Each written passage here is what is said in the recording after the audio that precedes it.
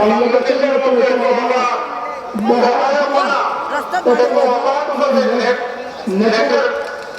ব্যবস্থা থাকা এটা বাংলাদেশের মুসলমান দেশে চলে আমাদের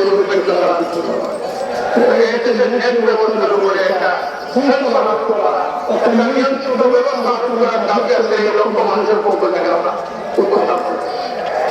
আমাকে কোথা থেকে এই দুর্ঘটনাটা সাহায্য করার আত্মপ্রদানের ইচ্ছা খতম হয়েছে, 10-15 অধিক খতম হয়েছে আলহামদুলিল্লাহ। আরো বিভিন্ন প্রকার খতম হয়েছে, এগুলো তার ইচ্ছাতে সব। আজকে যে আল্লাহ সুন্নাহ এখানে উপস্থিত হয়েছেন বসেন সেটাও তার ইচ্ছাতে সব। কিন্তু আমি যেটা কমিট করতে বলতে চাই আমার বাবার খবর থেকে হয়তো আমার আবার শুনতে যাবো সেটি হচ্ছে সপ্তম যাকে সে আলহামদুলিল্লাহ বিরুদ্ধে লড়াই এরপর শরীরের বিরুদ্ধে আমাদের লোকেরা আসতে হবে।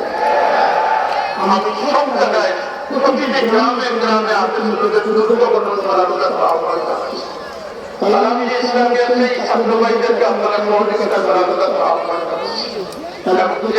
যেটুকু আমার মনে এসেছে আমি সেই দাবিগুলো উত্থাপন করছি। আমি আশা করি এই দাবিগুলোর প্রতি সরকার আন্তরিক হবে অথবা নির্বাচিত সরকার নিয়ে আসবে তারা আন্তরিক থাকবে। আমি জানি না আমাকে কতটা বলা হয়েছে বর্তমান একটি বৃহত্তর বাংলার জাতীয়তাবাদী দলের হাইকমান্ডে যে আমাকে ফোন দেওয়া হয়েছে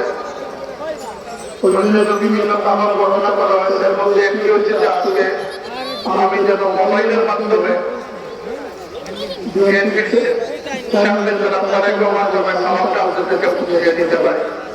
আমি বলছি যে যদি নেট চালু থাকে সেইভাবে কোনো আসে তাহলে আমি ইনশাআল্লাহ চেষ্টা করবো আমাদের আমার অনেক পাখিরা এসেছেন তারা আমাদের সাথে কথা বলবে, আমাদের শিক্ষাকর্মীরা এসেছেন তারা কথা বলবেন।